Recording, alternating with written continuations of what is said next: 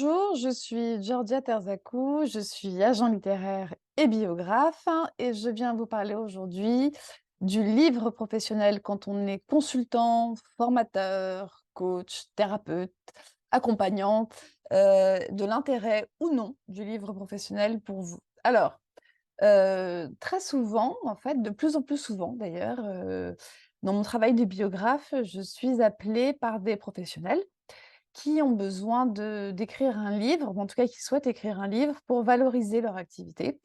Et c'est effectivement une chose qui me semble indispensable. Comme je l'ai déjà évoqué, sur les sites ou dans d'autres billets, j'ai travaillé pendant 10 ans, c'était il y a longtemps maintenant, dans un réseau de dirigeants, propriétaires essentiellement de PME et ETI. Et quand on choisissait des experts pour intervenir devant les patrons, on choisissait des gens qui avaient bien sûr une expertise, tirée de leur expérience, mais qui apparaissaient aussi comme légitimes et pour nous, le fait, hein, qu'un expert ait écrit un ouvrage était une preuve de légitimité. Alors évidemment, quand vous êtes consultant, coach, formateur, accompagnant, thérapeute, tout ça, écrire un bouquin, c'est vachement, vachement bien pour votre image, pour votre notoriété, pour votre crédibilité sur la scène et pour vous positionner par rapport à vos concurrents. En gros, alors je l'ai souvent dit, ça fait beaucoup rire les gens, mais je me sers toujours de cet exemple, mais c'est fou comme le livre peut avoir, de l'intérêt. Si vous devez, je dis n'importe quoi, vous faire soigner une rage de dents et que, vous regardez, sur internet les dentistes le plus proche de chez vous et que vous voyez, 2 docteurs, Jean-Yves Trucmuche, dans votre rue, et qui peut vous recevoir et que vous voyez toujours dans votre rue un autre docteur, Jean-Pierre machin et que vous voyez écrit en dessous: «Jean-Pierre Machin est l'auteur de, Tout savoir sur vos dents et Des dents en parfaite santé, comment faire?» et ben, spontanément, on est toujours plus porté, vers la personne qui a l'air plus spécialiste et le biais en fait, que crée la parution d'ouvrages est un biais de confirmation, c'est-à-dire qu'on va se dire que telle personne qui a écrit tel bouquin est plus spécialiste que telle personne qui a exactement la même formation, la même expérience, mais qui n'a pas écrit un bouquin. Alors, vrai ou faux? Ça se discute, mais j'aurais quand même tendance à dire vrai, puisqu'en fait, le simple fait de se mettre à penser à un ouvrage, à son plan, à sa construction, à sa structure, fait de vous que vous vous spécialisez, puisque c'est une forme de recul, un peu comme une marche socratique, on pourrait dire, qui vous fait réfléchir à votre façon de faire votre métier et qui vous permet d'aller un cran plus loin dans votre pensée et donc dans votre pratique, voilà. Alors, donc je reprends, je disais que j'étais très souvent contactée aussi parce que je travaillais, longtemps à l'APM et que j'ai rencontré beaucoup d'experts et de patrons. Donc je suis souvent contactée pour écrire pour aider des gens à écrire leur ouvrage professionnel. Alors soit je les aide dans le sens où je les accompagne, où je les aide à structurer le plan, à relire, à reprendre, à retravailler les transitions, soit je les aide en tant que prête-plume ou ghostwriter, hein, les 2 noms se valent.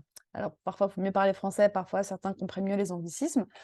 Mais en tout cas, bref, je vois, leurs problématiques et je vois l'avant et l'après et oui, je vous le dis, en fait, avoir un bouquin, un bon bouquin si possible quand même, quand on est un spécialiste, aide le business. Alors, c'est pas forcément, visible au premier abord, ça va se voir plutôt, je dirais, sur le moyen terme. Je dirais qu'à 1 an, on peut commencer à mesurer. 1 an après la parution du bouquin, on peut commencer à mesurer, les effets du bouquin.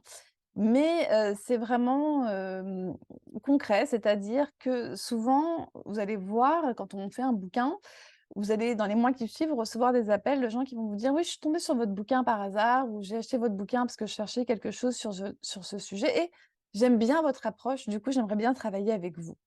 Et ça, c'est vachement agréable pour un professionnel d'entendre: «J'aime bien votre approche et j'ai envie de travailler avec vous, parce que ce que vous donnez à voir de vous, de votre façon de penser, de votre façon d'appréhender votre métier, bah, ça m'intéresse et ça résonne pour moi». Donc ce qui fait que vous attirez à vous, alors je ne sais pas si vous attirez plus de clients, j'ai pas mesuré pour les gens que j'accompagne leur chiffre d'affaires et leur nombre de clients et de prospects, mais en tout cas, vous attirez à vous des gens qui ont envie de travailler avec vous et ça, c'est assez génial parce que du coup, ça crée une synergie dans tout ça. Par ailleurs, évidemment, l'idée est que c'est quelque chose qui est assez, qui va, j'allais dire, de pair avec d'autres offres. Par exemple, quand on est conférencier aussi et qu'on intervient souvent sur tel et tel sujet de son expertise, c'est quand même pas mal, hein, de pouvoir se dire à la fin d'une conférence: «Si vous voulez en savoir plus, j'ai écrit tel ouvrage». Voilà. Je trouve que ça ouvre des portes et que ça laisse pas les gens sur le carreau, alors que de dire: «Bah, si vous voulez en savoir plus, appelez-moi», les gens vont pas oser le faire, ils vont pas forcément vous appeler. Donc je dirais que le livre professionnel, dans un pays comme le nôtre en France, qui reste encore malgré tout un pays très littéraire, et même aux États-Unis d'ailleurs, c'est un indispensable du marketing et de la pensée et de la pratique, en fait. Ça n'est pas qu'un objet commercial, c'est évidemment un objet commercial, mais pas que, en fait. Je trouve que ça propulse un cran au-dessus, ça vous ouvre une autre façon de faire votre métier, ce qui fait qu'en général, vous évoluez dans votre façon de faire votre métier et du coup, vous vous dites: «Merde, ce que j'ai écrit il y a 3 ans, c'est plus bon. Aujourd'hui, je penserai encore les choses différemment» et vous écrivez un deuxième livre et cetera et cetera et cetera et cetera.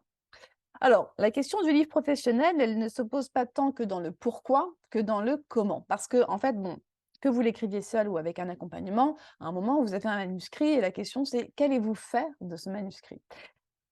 Il y a 2 options, il n'y en a pas 20 000. Soit, vous essayez de trouver un éditeur, à compte, d'éditeur, c'est-à-dire quelqu'un qui croit en vous, qui finance votre projet, qui paye le correcteur, Heu et qui, heu et qui ensuite assure la promo. Tout est relatif, hein, côté promo pour les livres professionnels chez les éditeurs. Soit vous passez en auto-édition. Alors moi qui suis aussi agent littéraire, je ne travaille d'habitude qu'avec, les éditions à compte d'éditeurs, c'est mon métier. Je ne travaille pas avec l'auto-édition pour les romans et cetera et cetera. En revanche, pour les livres professionnels, je reconnais que j'ai un peu retourné ma veste sur ce sujet-là. Même si je trouve que l'édition à compte d'éditeur est géniale, elle est vachement compliquée. Elle est vachement compliquée. En gros, en général, le livre professionnel, ça se fait on présente plutôt le projet à l'éditeur avant d'avoir le manuscrit. On propose un plan, un synopsis et cetera. On attend de trouver un éditeur qui soit OK. Ensuite, l'éditeur vous soumet un contrat. En gros, entre le moment où vous signez le contrat et le moment où votre livre paraît, il se passe en moyenne 1 an et dans le pire des cas 18 mois à 2 ans. Donc entre le moment où vous avez écrit votre livre et le moment où il sort, vous avez déjà eu le temps de changer d'avis sur votre livre et vous vous êtes déjà dit 20 fois que vous auriez écrit ça autrement, qu'aujourd'hui vous pensez ci ou ça. Donc moi, je trouve ça assez dur à vivre pour les professionnels. Et par ailleurs, il y a un vrai problème en termes de diffusion et de distribution des livres professionnels par rapport aux conférences pour les professionnels. C'est-à-dire que quand vous faites une conférence et que vous dites à votre éditeur, j'ai une conférence tel jour, à telle heure, devant 2000 personnes, j'ai besoin de 200 exemplaires livrés à telle adresse, etc., c'est un bordel, hein, je suis désolée de le dire, mais sans nom. Et c'est rare de recevoir les livres à temps, ce qui fait que je trouve que la valorisation liée, au fait d'être édité à compte d'éditeur est perdue, par tous les désagréments que l'auteur rencontre à côté.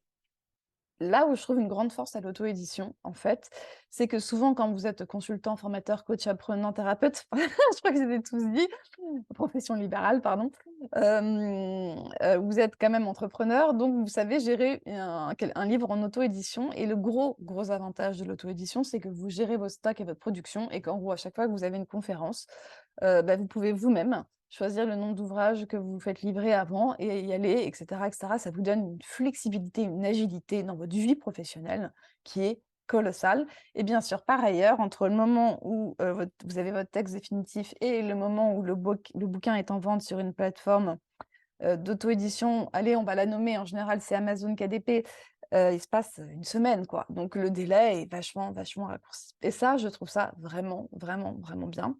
Alors, c'est là, vous avez compris, je prêche un peu en faveur de l'auto-édition pour le livre professionnel, mais il y a des très, très belles façons et des très, très belles maisons de livres pro, chez les éditeurs. Je veux juste vous dire que, la légitimité gagnée par le livre, et ce sentiment de plaisir qu'on peut avoir quand on a été, on va dire, choisi, sélectionné par un éditeur est souvent quand même annulé par, la contrariété temporelle et logistique et c'est important que vous le sachiez et si ça, vous le supportez bien, alors, c'est super, visez le compte, d'éditeur à compte, oui, visez le compte d'éditeur, quoi. Alors, juste pour info, parce que souvent, quand on me prend en accompagnant ou en prête-plume, on me dit: «Est-ce qu'après vous allez me représenter auprès des éditeurs?» Je ne représente pas les livres que j'accompagne ou encore pire, les livres que j'ai écrits en tant que prête-plume parce que, pour moi, je ne suis pas au four au moulin, je représente des projets qui sont écrits par d'autres, que je n'ai pas repris et cetera, en quels je crois. Mais en revanche, quand j'ai participé à l'écriture et tout, je suis pas du je perds toute ma force, commerciale et de vente. Je suis plus du tout, je suis plus aussi efficace et efficiente que je sais l'être, en tant qu'agent pour, des manuscrits que j'ai choisis. Voilà. Voilà à peu près ce que je voulais vous dire sur le livre pro. Alors ensuite, oui, on pose souvent la question de combien ça coûte, de se faire accompagner ou d'avoir un prête-plume. Alors Je ne peux pas vous répondre comme ça dépend évidemment de qui vous choisissez, pardon. Oh là là, c'est laborieux cette vidéo. De qui vous choisissez comme professionnel pour vous accompagner, de ces tarifs. Mais surtout, ça dépend aussi du nombre d'entretiens nécessaires, pour vous faire avancer dans votre projet. De là où vous partez, est-ce que vous avez plein d'infos? Est-ce que vous avez déjà une bibliographie solide sur laquelle, vous vous reposez? Et cetera, et cetera. Et tout ça va, évidemment grossir ou amoindrir le tarif. Mais dites-vous bien en tout cas qu'un accompagnement ou un ghostwriter, ça coûte de l'argent, hein. Si vous, vous écrivez un livre, vous allez mettre à peu près, entre 6 mois et 1 an à le faire pour le faire bien. Si vous le déléguez complètement à quelqu'un qui va essayer de raccourcir le délai, de vous le faire en 4 à 6 mois, vous pensez bien que ça va coûter un peu d'argent, quoi. Et pas un petit peu, ça va coûter une somme, quoi. Une somme, la somme que ça vous aurait coûté en temps et en énergie si c'était vous qui l'aviez fait, ben, tout ce temps et cette énergie est transformée en une somme, fiduciaire à régler, quoi. Donc, n'espérez pas avoir un livre pro, en gros, pour 1 000 balles, c'est pas possible. Voilà, c'est ce que je voulais vous dire, mais pensez-y, ça vaut vraiment le coup et ça joue en votre faveur. Voilà, à très bientôt. Au revoir.